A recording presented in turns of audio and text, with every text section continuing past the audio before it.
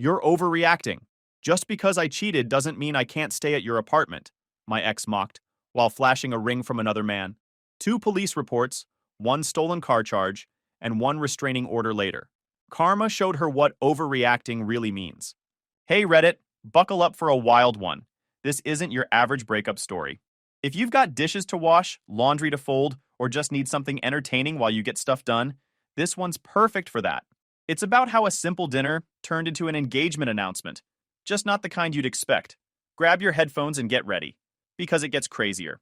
So I, Patrick, 32 male, have been with Minerva, 28 female, for 2 years. She moved into my place about 6 months ago, and I say my place because she never paid rent, never chipped in for bills, not even groceries most of the time. She called it our home, but the mortgage and utilities said otherwise. I didn't mind at first. She had a rough patch with jobs that apparently lasted 400 days straight. Anyway, that night started normal. I came home from work and she was acting weirdly happy, like humming while setting the table. There were candles, her fancy pasta recipe, even that Walmart-bought tiramisu she saves for special occasions. For a second, I thought maybe she got a new job or a raise. She'd been complaining about her boss all week, so I figured it was good news. She sits down all smiles and goes, "I have something to tell you." I'm thinking, cool, finally some progress. Then she slides her left hand across the table, flashing a cheap diamond ring I've never seen before. "I'm engaged," she says, like she's announcing a vacation. "Landon proposed yesterday." At first, I just stared, then blinked, then stared again. I'm not proud of it, but I honestly thought she was joking. I even laughed. "Engaged to who?" "Landon," she says, smiling like she just won a prize. "We've been seeing each other for a while. I didn't want to tell you until it was official." So I'm sitting there with a fork in my hand, looking at the ring, then at her face, then back at the ring. My brain was buffering like an old computer. Finally, I managed, "You're engaged to someone else? While living in my house?" "Yes," she says. "Isn't it exciting?" I wanted you to be the first to know. I put my fork down, leaned back, and just stared at her. "Minerva, are you having a mental breakdown?" "What?" "Number. I'm in love. Landon's amazing. He's everything I've wanted. And you're telling me this why?" She actually looked confused. "Because we live together. Obviously things will change now, but I figured we could work out a transition plan. Maybe I could stay here for another month or 2 while Landon and I find a place." That was the moment it clicked. She was serious. Completely serious. So I took a deep breath and matched her energy. "Oh, absolutely. Congratulations. Really, this is great news." Her eyes lit up. "You're okay with it?" "Totally. But just one small thing. Since you're engaged now, you'll need to pack your things." Tonight, her face dropped. "What? Pack your things?" "You've got 2 hours. You can use the nice suitcases. They're yours now. I can't have someone as insane as you here. You can't be serious." "I'm completely serious.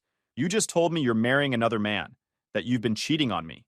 Unless I have a shoe in my head instead of a brain, you don't get to live here while you plan the wedding." She crossed her arms. "That's illegal. I'm a tenant. You have to give me 30 days notice." "No," I said, keeping my voice calm. "You're a guest. You never paid rent, you're not on any bills, and you didn't sign a lease. You lived here rent-free because I cared about you. That ends tonight." She stood up, pointing her phone at me. "This is emotional abuse. I'm documenting this." "Perfect," I said, pulling out my phone. "I'm documenting too." Then I dialed 911. While I was still on the call, she started yelling that I was harassing her. I just sat down, completely calm, letting the operator hear everything. 20 minutes later, 2 cops arrived. One older, one younger. They talked to both of us separately. I showed them my ID, mortgage, and utility bills. The older cop asked her straight, "Ma'am, is it true you just told him you're engaged to another man while living here?" She said, "That's not illegal." He sighed. "No, ma'am, but if you're not on the lease and the homeowner wants you to leave, we recommend you do so voluntarily." "I have rights," she snapped. "I live here." The younger cop asked, "Do you have a lease agreement or proof of rent payments?" She hesitated. "I contribute." I showed them my banking app. "All mortgage and utilities are from my account." She's never paid a dime. The cop just nodded. "Ma'am, you can try to fight this in civil court, but given the situation, we suggest you pack up tonight and avoid trespassing charges." They told me it was technically a civil issue, but since she agreed to leave and wasn't on any lease, they'd stick around while she packed, just to keep things calm. She glared at me, then at them. "This is so unfair." "Ma'am," the older cop said, You're engaged to someone else. Why would you want to stay here? She didn't answer that one. Instead, she started shoving clothes into bags, talking to her phone like she was hosting a live show. I'm being kicked out of my home for falling in love, she said, fake crying for her followers. I sat on the couch, watched her narrate her own humiliation, and honestly started to find it funny. The level of delusion was wild. About an hour later, she stormed out. As she passed me, she said, "You'll regret this, Patrick." I smiled. Probably not as much as you'll regret announcing your engagement over dinner. The cops waited until she left. The older one gave me a nod. Change your locks tonight, sir. And maybe get cameras. Already on it, I said. By midnight, new locks were in, cameras were up, and the house was finally quiet. It hit me then. She really thought I'd just let her stay here and plan her wedding with another guy from my kitchen table. That wasn't heartbreak. That was comedy. I went to bed that night with the quietest house I'd had in years. No fake sighs about feeling unseen, no influencer voice rehearsing Instagram captions, just peace. But peace didn't last long. By 7:30 a.m., my phone was vibrating nonstop. 30 missed calls, dozens of texts, a few DMs from her friends I'd never even met. First one I opened was from Minerva.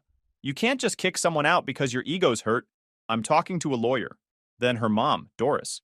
Patrick, what is this I'm hearing? Did you really throw Mimi out? She said you scared her. And then the best one, Landon himself, the new fiancé. His message started with, "Hey man, not cool.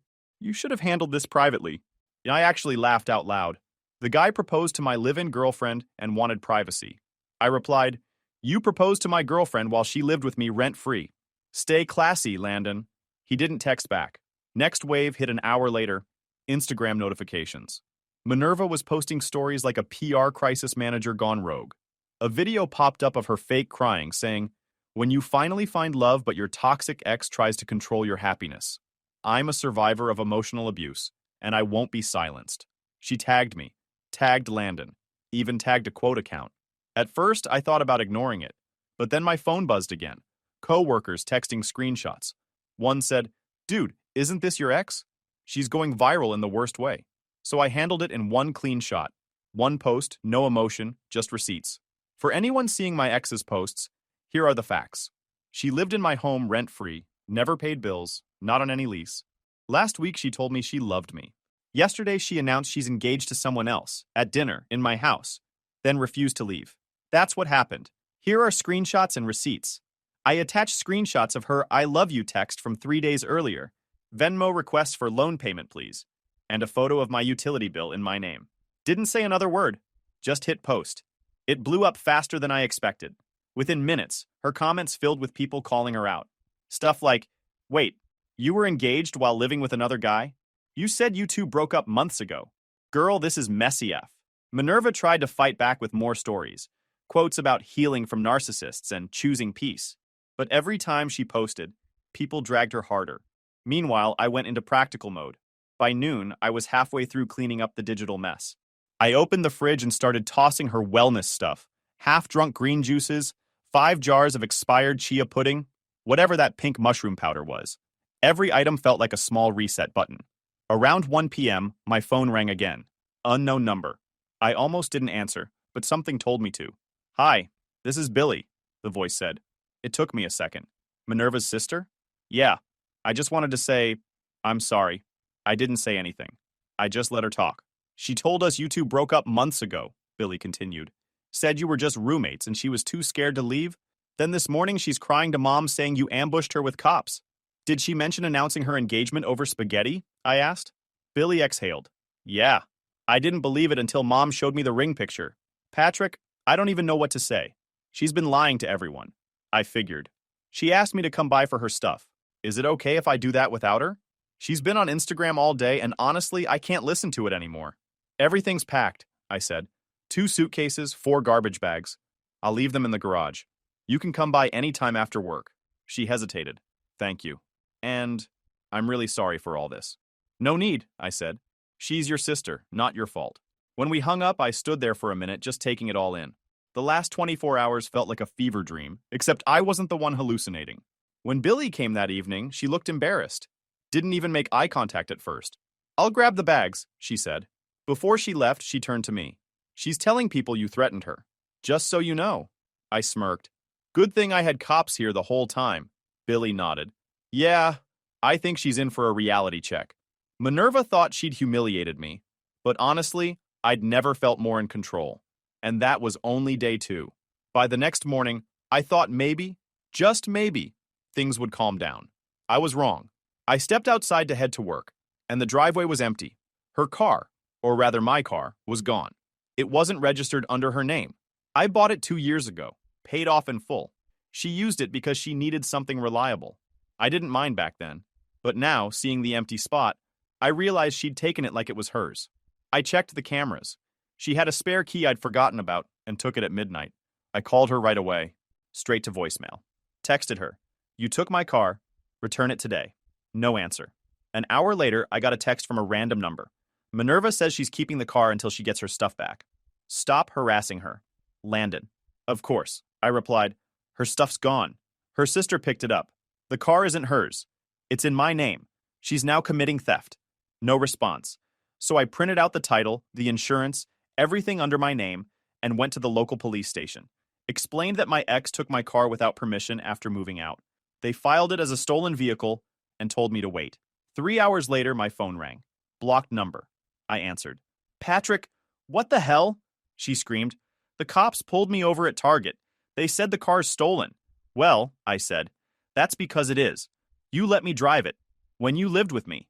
That ended when you announced your engagement over dinner. This is insane. They towed it. I'm stuck dealing with paperwork at the station. Perfect, I said. You can Uber home. You're evil. I'm practical. She hung up after a string of insults that sounded more like a toddler tantrum than an adult meltdown. I got my car back that evening, parked it behind the house this time, locked everything twice. For about 5 hours, things were peaceful again. Then, at 9 p.m., came the pounding. 3 hits on the front door, loud enough to shake the frame. I looked at the security feed, Landon, and 2 of his buddies, looking like the discount version of a moving crew. I hit the speaker. Can I help you? Landon yelled. We're here to get Minerva's furniture. She said you're holding her stuff hostage. I almost laughed. What furniture? The living room set, the coffee machine, the TV. Landon, buddy, every single thing in this house was bought by me. I've got receipts for all of it. You can leave before I call the cops, or you can wait here and meet them personally. He pointed at the camera. You can't just lock her out and keep everything? Sure I can. I own it. You want to see the bills? Or should I print them out for your next tantrum? That got him red. He stepped closer. You think you're funny? A little, I said.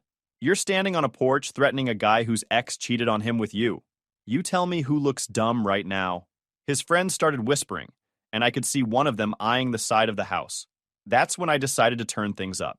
I grabbed my phone, dialed 911, and put it on speaker. Hi. Yes. This is Patrick. I have 3 men on my property trying to take items that don't belong to them. Yes. I have security cameras recording. Landon started yelling, We're not stealing anything. We're just getting her stuff.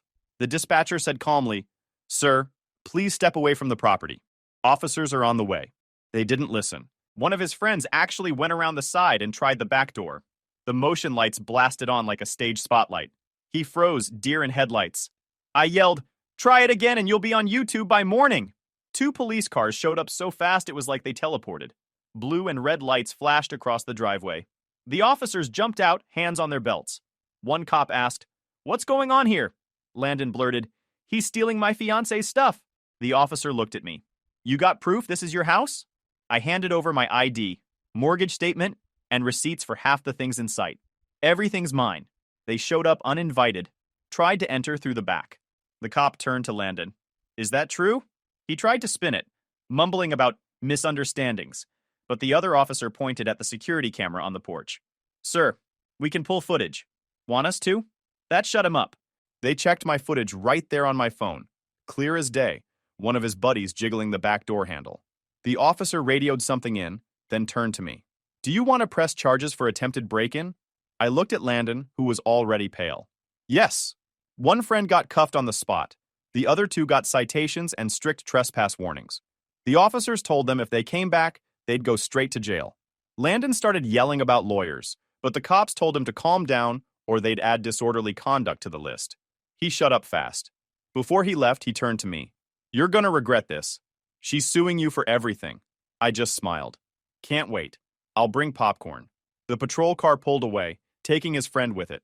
I stood there under the porch light, watching the whole circus fade into the dark.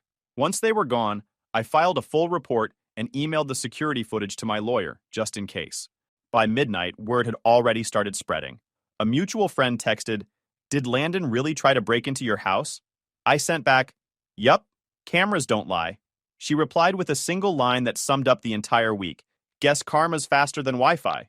That line was still echoing in my head when my phone buzzed again the next morning. Unknown number. "Patrick?" a woman's voice said. "This is Doris, Minerva's mother." Of course it was. "I need to hear your side," she said, voice tight and formal. "Minerva's devastated. She says you humiliated her and called the police for no reason." "Sure," I said. "You free to meet?" That caught her off guard. "You actually want to talk?" "Why not? Bring an open mind." "I'll bring proof." We met at a cafe downtown that afternoon. She was already there, sitting stiffly with her hands wrapped around a mug she hadn't touched. The second she saw me, she tried a polite smile that didn't reach her eyes. "Thank you for coming," she said. "No problem." I put a folder on the table. I brought receipts. Her eyebrows twitched. "Receipts?" I opened the folder and slid a few papers across. Mortgage statements, utility bills, bank transfers. Then screenshots of texts from Minerva, asking for money, saying she loved me, sending heart emojis, dated 4 days before the announcement. Doris scanned them, lips pressing tighter every second. "She told us you two were separated," she muttered.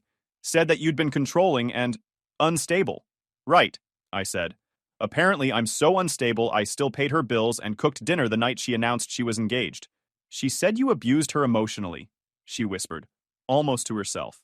"Ask the cops who were here that night," I said calmly. "They told her to leave after she admitted she was engaged to another guy." I didn't even raise my voice. For a long minute, she didn't speak. Then she sighed and set the papers down. I knew she was lying about something, She's always been like this. Since she was a teenager. She lies when she's scared. Or when she wants something. I didn't answer. Just let her talk. "When she was 16, Doris continued, she dated 2 boys at once. Told each one the other was her cousin. We grounded her for a week, and she cried until her father gave in. He always gave in. We both did." She rubbed her temples. "We made her believe she could twist reality, and people would adjust." I stayed quiet. There wasn't anything to add. Finally, she reached into her purse and pulled out an envelope. "This is from her father and me," she said, sliding it across the table. 5,000. It's not everything she cost you, but consider it an apology." I looked at it but didn't touch it. "You don't have to do that." "I do," she said. "We raised her. We let her think this behavior was acceptable. We need to take responsibility for it." After a moment, I took the envelope and tucked it under the folder. "Thank you." She looked relieved, then leaned forward. "Between us, Landon's already having doubts. He came by the house last night, yelling about her draining his account. Apparently, she keeps asking him to pay for a new apartment. He didn't know she had nowhere to go until she called from the police station about the car." I almost smiled. "So he's realizing she's a freeloader?" "She's a handful," Doris admitted. "He looked like a ghost. Said she spends more time on Instagram than job hunting." "That sounds about right," I said. Doris finally took a sip of her coffee, staring at me over the rim. "You're very calm about all this." "I'm done with the circus," I said. "I just want peace. And my car back." That earned a quiet laugh, the first real one from her. "You remind me of my husband. He's furious at her but trying to handle it quietly. I think seeing her crash might be what finally wakes him up too." "Maybe," I said. "Or maybe she'll find someone else to pay her way before that. She doesn't realize she's destroying herself," she said quietly. "She'll blame everyone else when it's done," I replied. Doris nodded. Then she gathered her purse and stood. "Thank you for meeting me, Patrick. You didn't deserve this." "No one does," I said, standing too. She hesitated, then put a hand on my arm. "You know, if you ever want to send her the message that she can't use people anymore, don't argue with her. Just succeed. That's the one thing she can't handle." I smiled, already working on it. When she left, I sat there for a few more minutes staring at the folder. I didn't need the money, but the gesture mattered. It meant someone in that family finally saw the truth, for the first time since this whole mess started. I felt something close to satisfaction. Not revenge, just confirmation that I wasn't crazy for drawing the line. Minerva had fooled everyone for years. Now, one by one, they were waking up. And the best part? I didn't have to lift a finger. 3 quiet weeks went by. No yelling, no drama, no late-night door knocking. I was starting to forget what it felt like to constantly brace for chaos. Then, on a random Thursday morning, my phone buzzed again. Billy. I hesitated before answering. Last time she called, it was an apology. This time, she sounded exhausted. Patrick, she's living with me now, she said right away. And I'm losing my mind. I almost laughed. What happened to Landon's big love story? He still visits, but barely. She won't leave the couch. I get home from work and she's sitting there in pajamas talking to her followers about her healing journey. She keeps saying she's rebuilding after narcissistic abuse. I raised an eyebrow. She actually says that? Every day, Billy groaned. She filmed a video crying because she said I don't support her growth. Meanwhile, I'm paying her share of groceries, and she refuses to look for a job. I leaned back in my chair. Sounds familiar.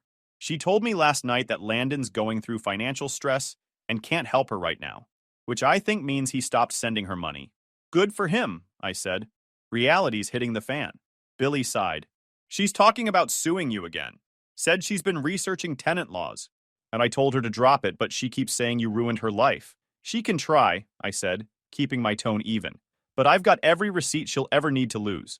2 days later, I found out she wasn't bluffing. My lawyer called while I was at work. You're going to love this one, he said. You've officially been served by your ex. What now? She filed a claim for emotional distress, illegal eviction, and loss of property. Wants $50,000. I started laughing. She announced she was engaged while living in my house rent-free. How is that emotional distress I caused? Relax, my lawyer said. We'll handle it. I'm drafting a counterclaim for 6 months of back rent, unpaid utilities, and property damage. We'll ask for $28,000 just to make it sting. Perfect, I said. Bill me whatever it takes. A week later, we were in court. Minerva actually showed up in a beige suit, fake crying before the session even started. She didn't have a real attorney, just some overworked legal aid lawyer who looked like he'd met her 5 minutes before. When it was her turn to speak, she went on this long rant about psychological warfare, coercive control, and how I weaponized law enforcement. The judge's face was completely blank the entire time. Then my lawyer stood up, handed the judge a thick folder, and said, Exhibit A, proof the plaintiff never paid rent, was not on the lease, and publicly announced her engagement to another man while living in the defendant's residence. Exhibit B, police reports confirming voluntary departure. Exhibit C, her own Instagram posts showing she left voluntarily, publicly calling herself newly engaged and thanking her fiancé for supporting her. The judge skimmed through it, sighed, and looked at her. Ms. Martin, this doesn't appear to be an eviction case. It appears you were living rent-free in someone else's home. She tried to interrupt. But I have trauma! The judge raised a hand. This is a civil case, not therapy. 5 minutes later, it was over. Case dismissed. My counterclaim was officially logged. Her so-called lawyer looked like he couldn't get out of there fast enough. By that afternoon, she started posting again, claiming the court was corrupt and money talks. She didn't mention that her own attorney dropped her the same day. I wasn't even mad. I was impressed at how she kept digging the hole deeper. A week later, my lawyer called again. Guess where she's living now? Let me guess. Back with her parents? Nope, back with Landon. Temporarily, at least.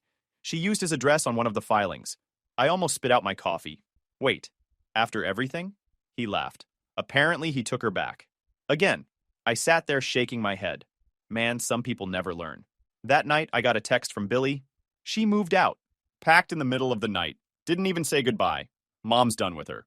She's back with Landon for now, but it's chaos. I typed back, not my problem anymore. And it wasn't. By the time the next month rolled around, I barely thought about her. Until Billy sent one final update. Landon's been sleeping at his friend's place. She's calling him nonstop saying he abandoned her again.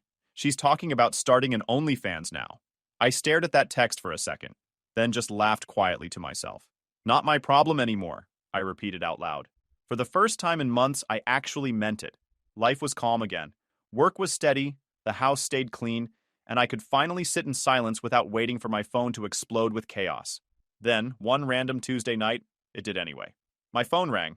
Unknown number. I almost ignored it, but picked up out of habit. Patrick. The voice sounded shaky. Who's this? It's Landon. That name alone made me grin. Well, if it isn't the fiancé. What's up? He sounded desperate. I need your help, please. Now this I gotta hear? She won't leave, he blurted. Minerva. She's been living here for 2 weeks and refuses to go. She's threatening to tell the cops I assaulted her if I try to make her leave. I leaned back in my chair, trying not to laugh. You're kidding. I'm serious, man. She keeps saying I owe her stability. I've been sleeping on the couch just to avoid being in the same room. You proposed to her, I reminded him. So I think it's a you problem. That was before I knew she was like this. She lies about everything. I'm begging you. How did you get her out so fast? It was surreal. The same guy who had shown up at my door yelling about furniture was now asking me for survival tips. All right, I said. You want advice? Yes. Anything. Please. Record everything. Audio, video, whatever you can. Keep your phone on you at all times. Don't argue with her. Don't touch her stuff. And if she even hints at calling the cops, you call first. First one to call usually wins. He went quiet for a second. That's actually smart. Also, I added, next time, don't propose to a woman who still lives with another man. He didn't even argue. You're right, he said weakly. God, I'm such an idiot. Man, I'm so sorry. Yup. He thanked me like I just saved his life, then hung up. I thought that was the end of it. But 2 days later, Billy called again. Guess what your favorite person did? She said, voice half annoyed, half incredulous. Let me guess, I said. Filed another lawsuit? Worse. She told Landon she's pregnant. I froze. No way. Oh yeah. Said she took a test and everything. He freaked out, told her he'd do the right thing, but apparently his roommates weren't buying it. I didn't say anything. Just waited. Billy continued. They caught her on video laughing about it to one of her friends, which was a mutual friend. She literally said, he's so easy to manipulate. Men panic when they hear the word baby. My jaw actually dropped. She said that on camera? Yep, clear as day. Her friend even asked, what if you actually get pregnant? And she said, please, I'm not ruining my body for him. I started laughing. You can't make this stuff up. Landon's roommate sent him the footage, Billy said. He confronted her, and she went ballistic, screaming, crying, claiming it was all a joke taken out of context. Let me guess. She threatened to call the cops? Exactly. He beat her to it, though. Called them himself, told them she refused to leave and was making false accusations. Cops showed up that night. I almost felt bad for the guy. Almost. She stormed out eventually, but not before posting a live video saying she was escaping an abusive environment for the second time this year. Then she called Mom crying. Guess where she is now? I already knew the answer. Back home. Yup, Billy said. Dad's furious. Mom's exhausted. They told her she can stay until she finds a job, but I give it 2 weeks before that blows up too. Landon? I asked, completely humiliated. His roommates hate him for bringing her there. Apparently, they almost lost their lease because she kept yelling at people through the walls. I couldn't help but laugh again. Karma's undefeated. Billy sighed. You'd think she'd learn. She won't, I said. People like her don't reflect. They just find new targets. Yeah, Billy said quietly. Mom's talking about therapy again. She thinks Minerva might finally have to face herself this time. I hope so, I said, though I didn't believe it. Landon had gone completely offline. His old couple posts with her were gone. The roommate's video started circulating privately among mutual friends, and everyone was talking. The story spread fast. Minerva lying about being pregnant to trap him. By the weekend, she was trending in local gossip circles. Someone even made a meme comparing her to a romance scam on 2 legs. I didn't comment, didn't react. Just sat on my porch, drinking coffee, watching my security cameras hum quietly, knowing she couldn't spin this one. Billy texted one last time that night. She's officially out of options. No job, no guy, no car. Just Mom's spare room. Minerva was finally exactly where she belonged, back at square one. And me? I slept better that night than I had in years. 3 months later, life was finally normal again. I was seeing someone new, Rebecca. And for once, the relationship didn't feel like babysitting a full-grown child. She had her own house, her own job, her own car. When we went out, she actually fought me over who paid the check. It felt strange, but in a good way.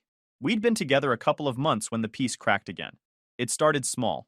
One of my neighbors texted, "Hey, saw someone sitting in a car outside your driveway for 20 minutes.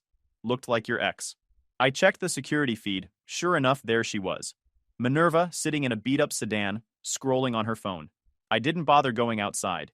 If she wanted a reaction, she wasn't getting one. But the next day, she came back. And this time, she didn't stay in the car. It was Saturday evening. Rebecca and I were on the couch watching a movie when a sudden banging hit the front door. 3 sharp knocks, then another 5. Rebecca frowned. Expecting someone?